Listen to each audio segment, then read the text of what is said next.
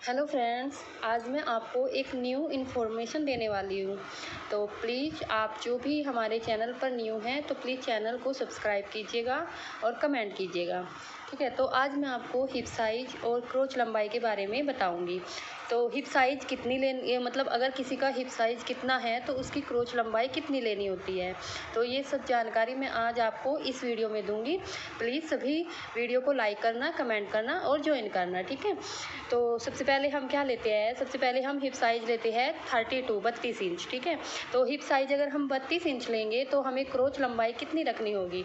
अगर हम hip size 32 लेते हैं तो हम क्रोच लंबाई 10 इंच रखेंगे। और अगर हमारा हिप साइज़ 34 इंच है तो हम क्रोच लंबाई कितनी लेंगे, हम उसमें आधा बढ़ा देंगे तो वो हो जाएगी 10.5 इंच। और अगर हमारा हिप साइज़ है 36 इंच तो हम क्रोच लंबाई में आधा इंच और बढ़ा देंगे और वो हो जाएगा 11 इंच। तो हम क्रोच लंबाई 11 इंच लेंगे। अगर हमारा हिप साइज़ 36 है तो हम क्रोच लंबाई 11 इंच लेंगे। और अगर हमारा हिप साइज़ है 38 इंच तो हम जो हमारी क्रोच लंबाई होती है वो होती है हमारी, मतलब 12.25 इंच लेनी है। ठीक है, आधा इंच नहीं, 1.25 इंच बढ़ाना है इसमें। तो हम कितना लेंगे, 12.25 इंच। और अगर हमारा हिप साइज़ है 40, जैसे जैसे हमारा हिप साइज़ बढ़ता जाएगा हमारी क्रोच लंबाई भी ऐसे ऐसे बढ़ती जाएगी। तो अगर हिप साइज़ है 40 इंच तो हम क्रोच लंबाई लेंगे 12.5 इंच। और अगर हमारा हिप साइज़ है 42 इंच तो हम क्रोच लंबाई लेंगे 13 इंच।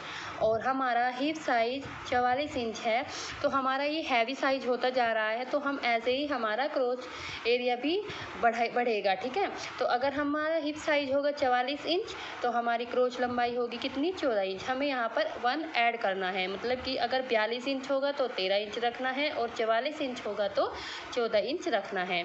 ठीक है, और अगर हमारा हिप साइज़ होता है 46 इंच तो हम 46 इंच में कितनी क्रोच लंबाई लेंगे, इसमें लेंगे हम 14.5 इंच। ठीक है, और अगर हमारा हिप साइज़ होता है 48 इंच तो उसमें लेंगे हम 15 इंच। और अगर हमारा हिप साइज़ होता है 50 इंच तो हम क्रोच लंबाई कितनी लेते हैं, क्रोच लंबाई लेते हैं 15.5 इंच। जैसे जैसे हमारा हिप साइज़ बढ़ता गया है ऐसे ऐसे हमारी क्रोच लंबाई भी बढ़ती गई है। अब आप सोच रहे होंगे कि ये क्रोच लंबाई होती क्या है, तो मैं आपको सभी जानकारी दूंगी कि ये क्रोच लंबाई होती क्या है। ठीक है, तो देखो मैंने यहाँ पर नोट लिखा हुआ है, इसमें मैंने सब कुछ बताया हुआ है कि हमारा हिप साइज़ क्या होता है और क्रोच लंबाई क्या होती है। हिप साइज़ आपकी सबसे चौड़ी जगह का नाप होता है, मतलब कमर से नीचे आपका हिप साइज़ होता है। ठीक है, और क्रोच लंबाई क्या होती है, क्रोच लंबाई जो होती है वो वह दूरी होती है जो हमारी कमर के ऊपर से पैरों के बीच में से होकर पीछे की ओर जाती है, उसको हम क्रोच लंबाई कहते हैं। ठीक है, तो आपको समझ आया होगा कि क्रोच लंबाई किसे कहते हैं, हिप साइज़ किसे कहते हैं।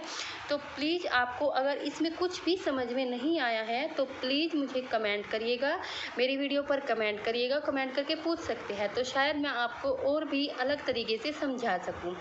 तो यहाँ पर हमने बताया है हिप साइज़ के बारे में और क्रोच लंबाई के बारे में कि हमारा हिप साइज़ कितना होगा तो क्रोच लंबाई हमें कितनी लेनी होती है।